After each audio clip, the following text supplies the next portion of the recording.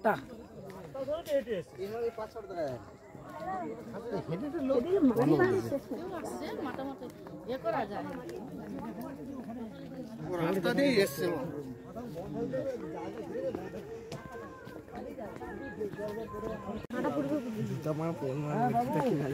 দাদা যে কেউ একজন ঘটনাটা বলবেন।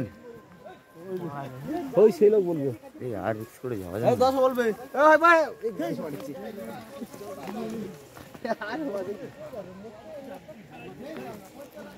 এ আজ যেতাম না এই বউ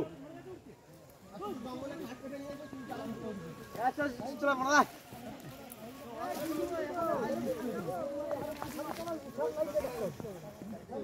এই একা যাসনি পাইলা। এই আর ডিবলি যাওয়ার দরকার নেই, চলে আসো দাদা, চলে আসো চলে আসো। আর যাবে না বলছি, ওই পাউডিটা হয়ে গেছে তো আমরা কি দরকার আছে, ওদিকে দেখতে পাবে না, এই দিক থেকে উঠছে। আচ্ছা ঘটনাটা একটু বলুন না, একজন যে কোনো একজন ঘটনাটা কিভাবে ঘটেছে। রাস্তাগুলো ভালো উঠবে না, ঠিক আছে, এইগুলো রাস্তাগুলো ভালো হবে। তিনটে চারটে আছে এই জায়গা থেকে এসেছে বাঘটা একদম বেরিয়ে এসেছে।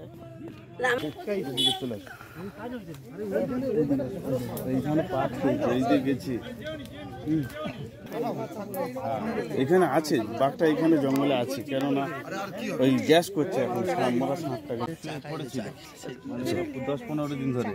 এইখান থেকে নিয়ে এই উঁচু করে ওইখানে ফেলেছে, ফেলে ওইখান থেকে টেনে টেনে নিয়ে গেছে। ওই ষাঁড়ের হচ্ছে ইয়ে খসে পড়ে গেছে ওই শিং, আর ওই গাছের ভিতর থেকে টেনে টেনে ওই যে সয়েলের ভিতর থেকে টেনে টেনে নিয়ে চলে গেছে এই ধার থেকে পুরো।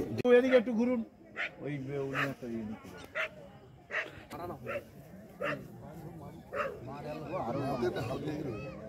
আরো ওই দিকটা আছে ভালো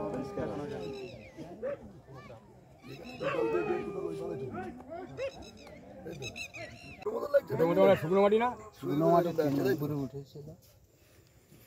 বলো বলো, আরো এদিকে আছে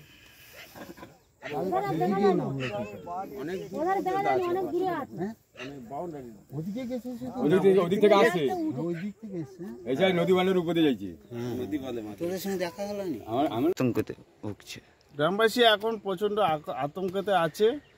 এখন হচ্ছে কেউ বাড়িতে বেরোতে পারছে না, শুধু এই মানে 10-15 জন একসঙ্গে করে জড়ো হয়ে ওই মানে পাউড়িগুলো দেখা বা বাঘটা কোথায় গেছে মানে হাঁটার পরে আবার হচ্ছে কি ঘুরে অন্য জায়গায় সরে চলে গেছে কি আছে ওইটা দেখার জন্য সবাই এখন ইয়ে হচ্ছে, কিন্তু আছে কেউ বাউন্ডারি থেকে লাভছে না, নদীতে কেউ লাভছে না। কেননা এই কারণ যে হচ্ছে ফরেস্টারকে ফোন করা হয়েছে, ফরেস্টার আসুক, এলে তারপরে হচ্ছে কি সবাই মিলে ফরেস্টার আর আমরা সবাই মিলে হচ্ছে গিয়ে দেখবো, সহযোগিতা করবো। আমাদের গ্রামবাসী সবাই সহযোগিতা করবে, কিশোরী মোহনপুর টোটাল শ্রীকান্তপল্লী মিলে সহযোগিতা করে আমরা যাতে বাঘটাকে উদ্ধার করা যায় সেই চেষ্টা করব। আপনার নাম?